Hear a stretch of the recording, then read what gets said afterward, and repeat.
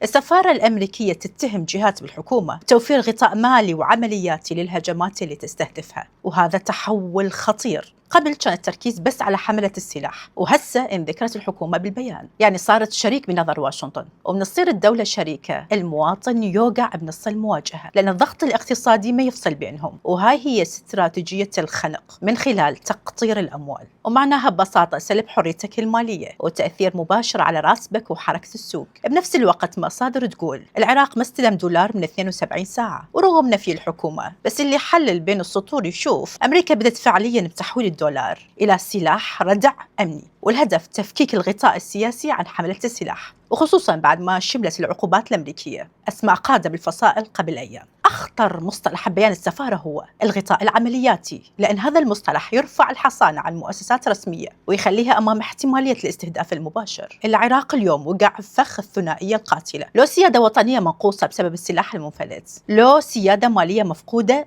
بسبب التبعية للدولار. فهل الحكومة عندها خطة بقى لفك الحصار؟ لو راح ندخل فعليا بعصر النفط مقابل الأمن، مثل ما عشنا النفط مقابل الغذاء بالتسعينات؟